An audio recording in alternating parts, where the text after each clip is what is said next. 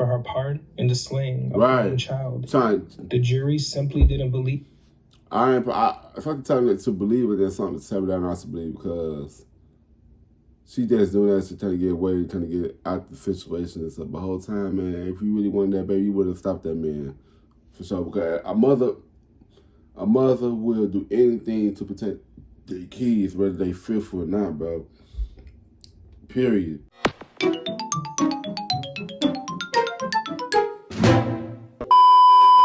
Yo, what's good? What's going on, YouTube? It's your boy Kewonis CB, and now back with another motherfucking reaction video. You know what I'm saying? Today video, what's we reacting to Evil Intentions, baby buried alive in the backyard because she brought shame to their family. The story of baby Brigid. Oh my God. See, I hate stuff like this, bro. Like, if you not know you can't take care of a child, then why hide kids? You know what I'm saying? Like, or that's adopted. You don't gotta just bury the child and you taking away a child. Like, that child didn't ask to be here. You know what I'm saying? Like, I hate stuff like this, bro. But I'm going to be doing it for you guys. You know what I'm saying? Make sure you guys like, comment, subscribe, and also comment down below what you guys want to react to or do next. I got time. Yeah, subscribe. Let's get straight into this video, man. Let's get it, man. Let's get it. Full screen. Let's go. Before we start today's video, just want to give a quick warning that today's story is going to contain a lot of details that might be very hard for people to make it through. Similar to cases like Caroline Beale, I expect that people are going to have different opinions, and of course, everybody's welcome to those. But we have to remember that we're discussing a child here, and that always is, of course, the most important thing. And I always want to make sure you guys know what's coming, because I know that some stories and certain details can be very triggering for some. It was very hard for me to write this story, so I'd imagine that it's going to be very hard to listen to. So before jumping in, please do keep that in mind. Viewer discretion is strongly advised.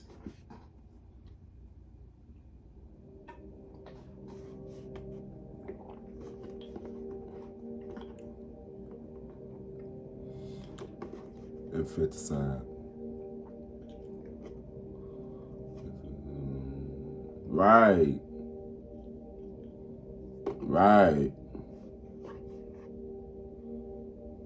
Calendario is charged with her daughter Jaileen's murder.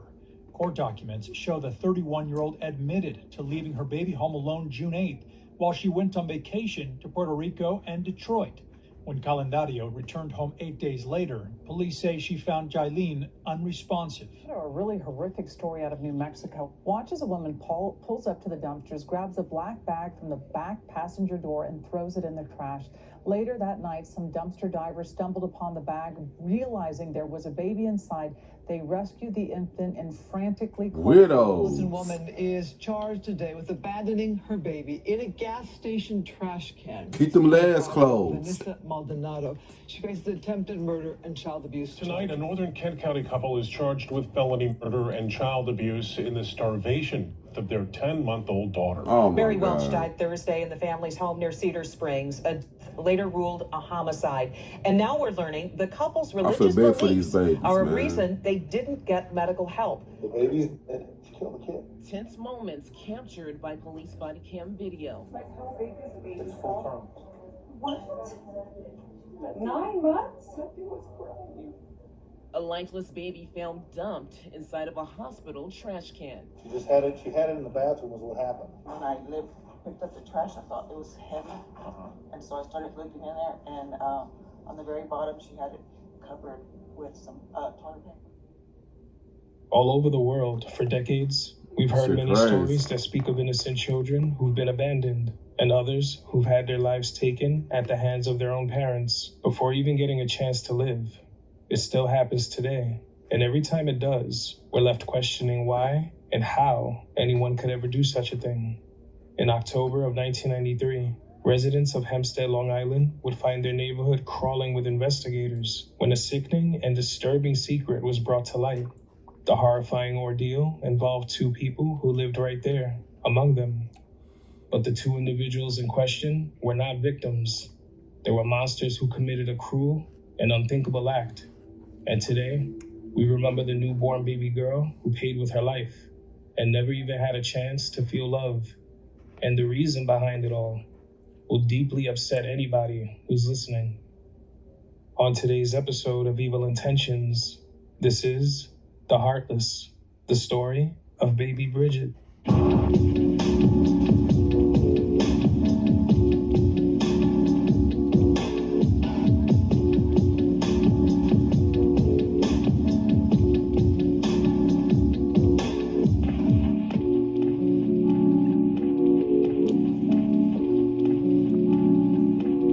31-year-old Franco has been charged with unlawful disposal of a body after he allegedly dug the grave for a child buried alive.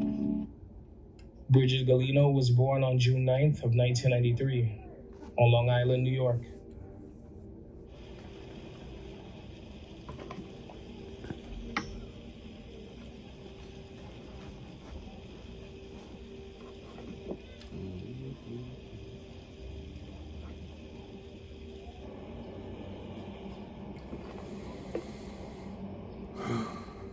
Today's story takes us to Nassau County, Long Island, specifically the town of Hempstead. In the early 90s, the population here would have been around 730,000 residents. It's one of the state's oldest towns, dating back to the mid-1600s. The area does well when it comes to tourism, with people making their way there to visit the many parks, museums, and historical sites the town offers. Locals find themselves enjoying it all. That includes visits to the famous Jones Beach during those hot summer days. At the time of this video's release, it's early July, and the tri-state area has already experienced its first heat wave of the year. Being within close proximity to the water is a huge plus for those who call Hempstead home. Among those residents who lived here was a newlywed couple by the name of Erbalina Emiliano, 23 years old, and Fortino Perez, 28. They resided at 36 Miller Place, along with a man named Margarito Franco, 31. He was Fortino's brother. The three were living in a room at what was a rooming house at the time, and while here, they rented the space for $100 a month. The three didn't really know too many neighbors, but according to their landlord, they were known to be very nice and very quiet, normally keeping to themselves. The three hailed from the town of Santiago Tepetlapa in Oaxaca, Mexico, and were always in constant communication with their family back home, often receiving mail from loved ones and calling them every chance they could. Family just wanted to know how things were going for the couple, being newly married and all. While the couple made that commitment to one another, they hadn't known each other as well as you might expect. Despite coming from the same town and being sweethearts when they were younger, they weren't particularly close or knew each other on that level. It was one of those things where they liked each other and were sweet to one another, but it didn't go beyond that, what some may call puppy love. But as adults, they hadn't been involved in that way.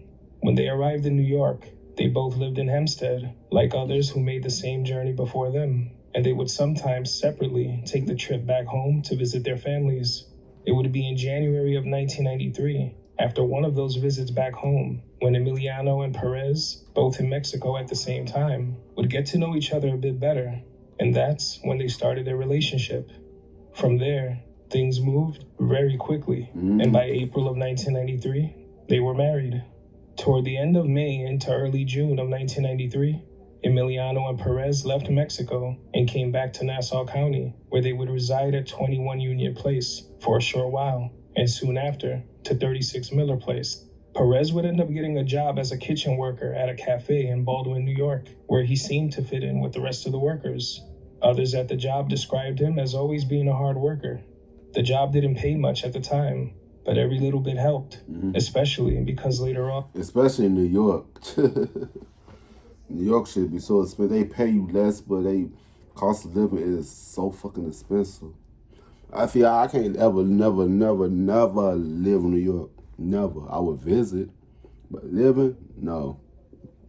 And people, they accept that shit in New York too. Like, get the fuck out of here. Cribs be so small, but rent be high as here, and they pay you a little bit. Man, gone. That's the video. In October of 1993, the couple realized that they might be expecting their first child together. The couple was sure that they had a baby on the way because all the signs were there. So on Monday, October 25th of 1993, Erbalina Emiliano would visit Nassau County Medical Center's women's health offices for a prenatal exam. She wanted to be sure that she was in fact pregnant, and that if she was, everything was going well with the pregnancy. But it's here that this story takes a very dark and morbid turn. On this day, Herbelina saw a doctor and told her about her symptoms. Doctors ran several tests, including a pelvic exam, urinalysis, and an ultrasound.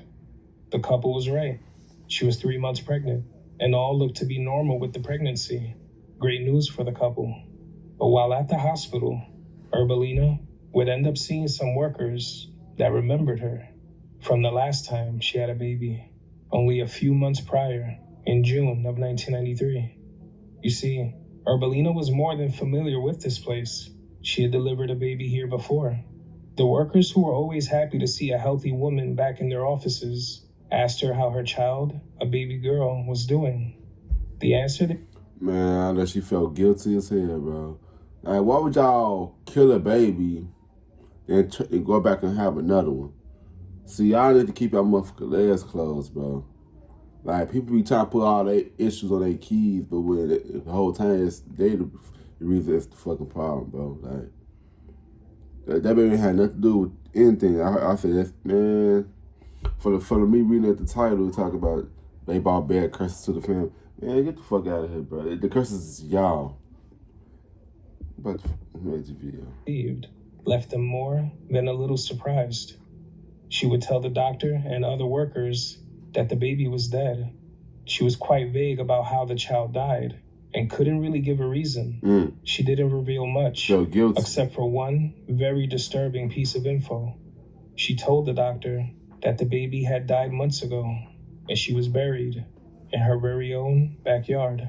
Not somewhere suitable for a proper burial, just buried beneath the dirt behind her home. It was enough to sicken the doctor and made her question everything. When that baby left the hospital with her mother a few months earlier, the baby was perfectly fine, perfectly healthy. Emiliano showed no emotion as she explained that her child was dead. This, paired with the mysterious death of the child, of course, raised major suspicions. The doctor running tests on her would contact authorities that same day. She didn't want to be interviewed or questioned, but she told them what she knew, that a woman came to the hospital and told her and others that the baby she gave birth to was dead. That same day, Fortino Perez was picked up by authorities at his job so that he could be questioned. A few hours later, Herbelina Emiliano was arrested at a friend's house that she had been visiting so that she too could be questioned. The couple was interrogated. Sometimes that's how you gotta be careful who you tell your business to. You know what I'm saying? Well, a closed mouth is always a listening ear. They go back and tell. So you gotta be careful what you tell people. Hours about everything involving that baby. Not the baby growing inside of Herbelina's womb, but the one who'd apparently already passed away. They were given a number of stories. One story was that the newborn baby passed away during a feeding, and after, they took it upon themselves to bury that baby. No. Now, when it comes to the that don't even sound right. That don't even sound right to normal people. Like, you ain't had no fucking funeral, bro. You ain't try to have a funeral for it. Like, but you burying it in the backyard. That doesn't sound right to me. Nah. Although rare, this is something that can happen. But there was something about the way Emiliano and Perez answered these questions, something about the way they behaved. They spoke with no emotion, no anger. It was strange, especially when you'd expect them to be emotional after being asked about this child. Then they gave their second story, and this one was much darker. Emiliano would tell authorities that when the baby was born, she and Perez thought to themselves they didn't want this baby anymore. So together, they decided that they would just starve the baby. Just about the coldest thing you could ever imagine. Right. A defenseless baby, left so hungry that her body would just shut down, dying as a result. But as upsetting and horrific as that story was, crazy. The third story they gave authorities, the truth. This, they couldn't wrap their head around. On June 11th of 1993, Just 2 days after the baby's birth, Fortino Perez took a trip to Nassau County Medical Center in a taxi. He went there to pick up Emiliano and the baby. Once they were ready to go, they got into the taxi, and Perez told the driver to take them straight to 21 Union Place in Hempstead, where they lived at the time. Once they arrived, the couple went directly to the back of the home, and waiting for them there was a freshly dug grave. The hole in the dirt was made by Margarito Franco, Perez's brother. Without a second thought, the baby was thrown into the hole, and while she was still alive, confused and crying out, the couple would begin to shovel dirt into the hole. Oh my God. People don't have no type of sympathy. Like, you hear that baby crying like that. I can't even imagine my right mind of me seeing that happening. You know, so I probably would, man, no, I can't do that. Especially not to no baby, though. But it's a video, man. To be small body with 18 inches of dirt, leaving her to suffocate that baby older than me and die right in the backyard. The couple apparently came to New York about a week before the child was born in order to remain more anonymous. They barely knew anyone in the States. They figured nobody would ever find out. The truth was an awful pill to swallow, but authorities finally felt like this had to be the true story, because when asked about the details separately, both Perez and Emiliano confessed to what they had done, and it all added up.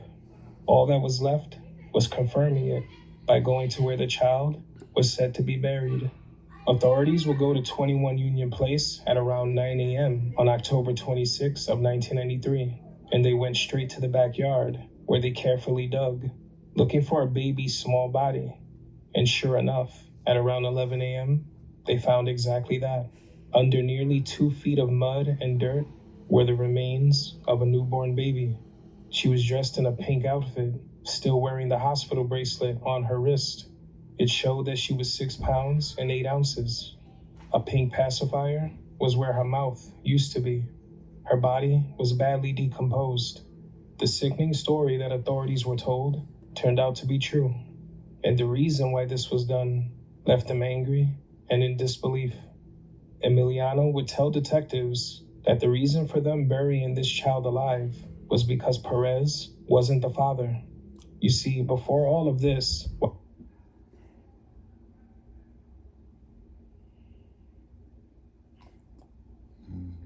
Wait, what?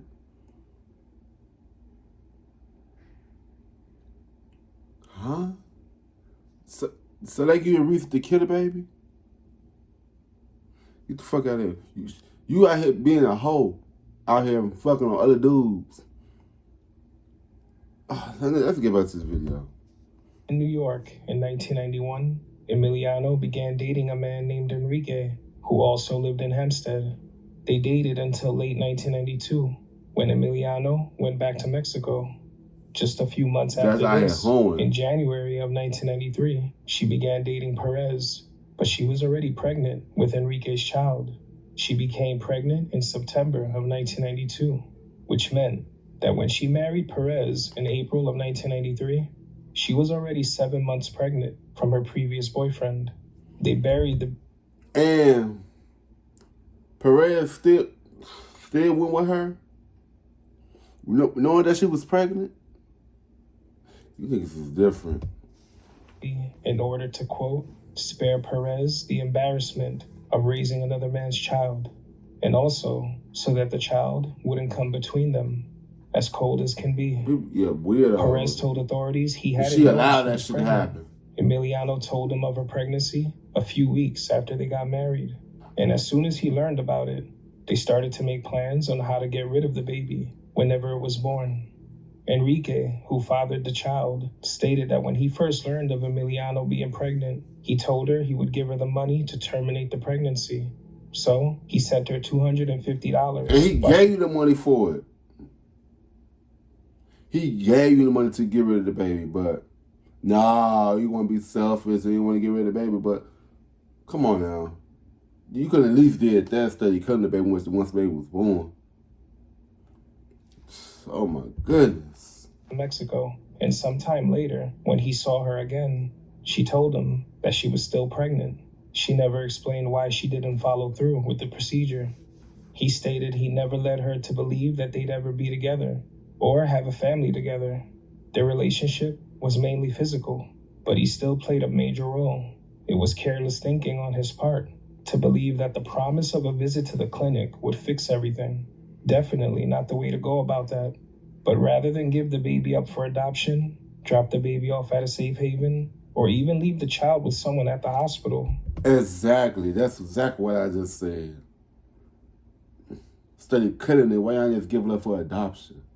You know what I'm saying? Somebody was going to take care of it. You know what I'm saying? Man, I said the same thing, man. Cold-blooded burial is all Emiliano and Perez could think of. For this, they would be facing charges of second-degree murder. Yeah. This one picture of an innocent child is the only one ever taken, just a few hours after her birth, and she didn't even have a name. The news of all of this shocked residents who lived near the couple. At first, they had no idea why so many officers had found themselves at this location, digging, searching for something. But once those details were made public, it was extremely hard to accept. Even those who didn't know the couple or the child found themselves grieving and shedding tears for the innocent life lost. They couldn't believe something like this would ever happen here. Just about a month after the discovery was made, on Friday, November 5th of 1993, a private service was held for the innocent child at St. Brigid's Roman Catholic Church in Westbury, New York. For the first time, the 2-day-old baby girl, who was left to die alone, had a name. She was named after the church, Brigid Galino Emiliano. The funeral arrangements for baby Brigid were completed by Emiliano's brothers, while the funds for the burial plot were donated by the church. Defense attorneys would request permission for Erbelina Emiliano to attend the baby service, and obviously, she was denied. The news of something so horrific happening in this neighborhood was hard to fathom. Many who lived there at the time just couldn't understand how this all happened without anyone ever suspecting a thing. But it had, and pretty soon after, the rest of New York and the tri-state area will learn of the awful details. 31-year-old Margarito Franco has been charged with unlawful disposal of a body after he allegedly dug the grave for a child buried alive. Police say Franco is the brother of Fortino Perez. Police say Perez and his wife are under arrest for killing their 2-day-old infant. The child apparently wasn't fathered by Perez. To save embarrassment, Perez and the child's mother, Erbelina Emiliano, decided to bury the infant behind a rooming house in Hempstead. Very clear evidence tonight of violence. Violence against a suspect in the case of a baby who was buried alive. Fortino Perez said at his arraignment today he's been beaten twice by inmates at the Nassau County Jail. What was said? He been what? Today he's been beaten twice by inmates. As he mother should, bro. Beat his. You know what I'm saying? He deserve it. He deserve it, bro. They ever didn't do anything to you. He deserved to get beaten like that, bro. Look at them eyes. Yeah, I like stuff like this. Yeah, get him. County Jail since he was arrested on Monday. He and his wife are charged with burying her newborn daughter alive because she'd been fathered by another man. Perez and his wife are tonight in protective custody. During Fortino Perez's trial in 1994, his defense team would shift the blame over to Emiliano, stating that she willingly went along with this plan to get rid of the baby, to spare Perez the shame of raising another man's child. Like they said when they were first questioned, it would do no good. In December of 1994, Fortino Perez was sentenced to 25 years to life in prison after being convicted of second-degree murder. In April of 1994, Emiliano, who'd been pregnant with Perez's child throughout all of this, would give birth to her new baby while in prison. The child was quickly handed over to the Nassau County Department of Social Services to be put in foster care. By June of 1995, a trial for Erbelina Emiliano was well underway, and here, the defense team revealed the strategy that they would be going with. Her defense attorney stated that she wasn't this cold-blooded killer the media painted her as. She was a victim. It was said that she was a battered and frightened wife with a very low IQ. I kind of figured that, though. You know, I kind of figured that she probably was scared because he probably would have did something to her because she was pregnant with somebody else's child, you know what I'm saying? You know, she probably was feared, but you should at least told somebody about it, man. You know what I'm saying? Man, this is the best video. And the intelligence of a 6-year-old who wasn't fully aware of what she was doing. They stated she was depressed, fearful, and not thinking like herself. The new version of the story given at trial was that when the baby was born, Emiliano would tell Perez that she was going to keep her baby, and if he didn't love her with her child, then she would be going to live with her brothers. According to her, Perez told her that he had no problem with the baby. He was only kidding all the times they were there for them both. After saying this, he leaned over, kissed the baby on the forehead, and they were on their way home. Emiliano would then say that Perez forced her back into the house where he beat her and violated her. And then he said that she had better never say a word about what took place. She said she was terrified. Right. But in the same trial, she would also say that when she first revealed her pregnancy to Perez, he was so filled with rage that he tried to kill the baby by jumping on her stomach. It's unclear why she felt he would have this sudden change of heart, and he was clearly very serious about those threats. Right. That's what I'm saying. People can say shit in a jokingly way, but they really meant that shit. You know what I'm saying? Yeah, the best video. Her attorneys will continue to focus on her being too terrified to report the crime, and so she went along with it, although it had already been stated from the both of them that they planned this far in advance. Emiliano would take the one picture of the baby and through an interpreter said the following: "This is a picture of my daughter taken in the hospital. I love my daughter. I loved you, my beautiful daughter." She then handed the picture to the bailiff to be entered into evidence. Defense lawyers would argue that Emiliano had absolutely no part in the burial, but prosecutors would say that given her confession, she had everything to do with it. They both planned it. She allowed it to happen, and she never tried to tell authorities about it. The battered wife syndrome defense had been used many times before and brought back ugly memories of one high-profile case. It was used by children's book author Hedda Nussbaum in 1988 in the case of Elizabeth Lisa Launders, also known as Lisa Steinberg. In that case, Nussbaum stated that she lived in constant fear of her partner, Joel Steinberg, and that's why she waited so long to get the badly abused child help, resulting in the 6-year-old's tragic death. But in this case, there wasn't much evidence of Emiliano being a battered wife. Neighbors never witnessed that sort of thing where the couple lived, and her body wasn't covered in bruises like others. Of course, this didn't mean it wasn't true, but prosecutors felt that this was key information and needed to be considered. They would also claim that when it came to her ex-boyfriend, Enrique, the child's father, she didn't want to get into a physical relationship, but holding hands and kissing led to one. This was also said to be after he promised that he would pay for the procedure. Keep them legs closed, ladies. Keep them legs closed, man. Don't be sleep. I'll be out here sleeping with all these men, bro. For real. Buzz the video. If by chance she did become pregnant, experts were called in to testify about whether or not Emiliano was really an innocent victim in all of this, or if she was a willing participant. Also called to the stand was Enrique. He stated once again that he sent her money as promised, and she never went to see a doctor about the procedure. He never led her to believe he would marry her or start a family with her, and he had no idea why she kept the child, only to do something so incredibly horrific to her.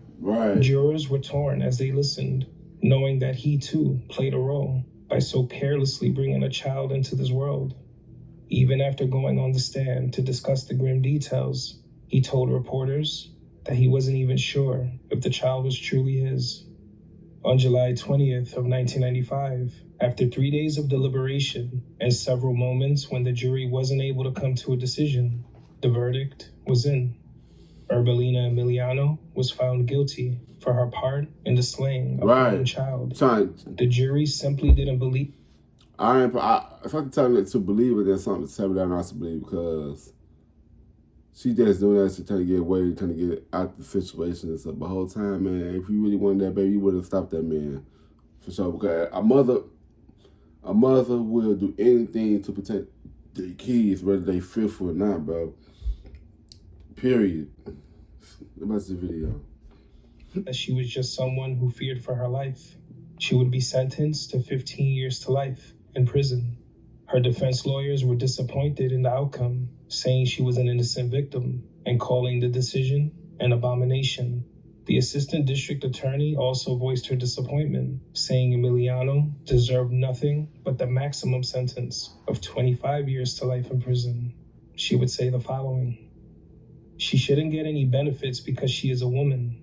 She was at least as involved as Perez in killing the most helpless, innocent victim. Right. She participated in burying her own flesh and blood, violating the most basic tenets of motherhood. Emiliano was hysterical as her sentence was read out to the courtroom. She clutched a rosary as tears ran down her face, as if she was in complete disbelief at the outcome. The last few years of different stories and the savagery that had been displayed had finally caught up. Some felt sympathy for her, saying that someone in her state of mind, with very little education, constantly being battered, didn't have much of a choice in the matter. Others felt it was very much a calculated move on her behalf. Yeah, it was. She showed no emotion when speaking about what they had done. And she was smart enough to lie multiple times to try and throw investigators off. Where was all this emotion then? Some even voiced their strong opinions by saying that even animals know to protect their young, and low intelligence shouldn't ever be seen as That's why, did I just say that? I just said that. I just said that, like, a mother, no matter what they is, will always protect their babies. I don't give a fuck. If they fearful, nah, I said that. Excuse to take a child's life. The images portrayed of Emiliano by her defense team and prosecutors clashed. Some people didn't know what to believe. But the one thing that everyone could agree on was that this adorable and healthy baby girl did not deserve to get caught up in whatever these two were going through. She had no say, no control, and no way to defend herself. She could have been given up for adoption, where she could have possibly been placed with a loving family who would never harm her. They never even gave her a chance at life. While some spend years wishing they could experience parenthood and the beauty of childbirth, this baby was discarded and thrown into an early grave as if she didn't matter to anyone. The one and only person who paid with their short life was baby Brigid, no one else. While these two could continue to breathe fresh air, live their lives, and eventually be let out, this child would never get a second chance. She was taken from this world almost just as fast as she entered it by two people with their own selfish concerns. On August 27th of 2012, Herbelina Emiliano was released on parole, and on April 23rd of 2021, Fortino Perez was also released on parole. It's unclear if his brother, who dug the child's grave, ever did any time for his role. Whether you believe that this was a mother who truly feared for her life, or that she was well aware of what she was doing to her child, the end result remains the same. An innocent child had their life cut short, and the person arrested for the crime should have been protecting her. 100 more reasons can be brought forth about why this happened, and it wouldn't change the fact that not only was it allowed, it was never brought to the attention of authorities. Maybe she felt guilt, and that's why she told doctors about the child dying. Maybe she just said the truth because she wasn't expecting to be questioned about the child at all, and she just said what came to mind. It doesn't change the efforts that were made to hide this crime, the words used to try to make it seem less horrific, the efforts made to have it go completely unnoticed. I feel for baby Brigid's sister, who was born in prison, another innocent child in all of this. No matter what any of us may feel, there's no changing this outcome. No child should ever have to suffer such a cruel fate. While she only lived for a mere 2 days back in 1993, baby Brigid's story is still relevant over 3 decades later, where cases like this are reported on and often forgotten, and happening way more often than we know. But her memory will live on. She didn't have a chance to ever say her first words or ever take a first step. She didn't feel that unconditional love and protection every child needs. She felt the exact opposite, and nobody was there to protect her in her final moments. A prime and morbid example of what can happen when the voiceless is left in the hands of the heartless. If still alive today, she would be 31 years old. Rest in peace, baby Brigid. You aren't forgotten. Rest in peace, man. Yeah, man, this stuff is crazy, bro. Like I was saying, bro, like, don't never have no kids if you can't take care of the child yourself. That goes for anybody, man. For real, man. This shit is crazy, man. But yeah, make sure you guys like, comment, subscribe, and also comment down below what you guys want me to react to do next. And yeah, I'll see you guys in the next video. I love y'all. On a profile and pose, rock you in your face, stab your brain with your nose.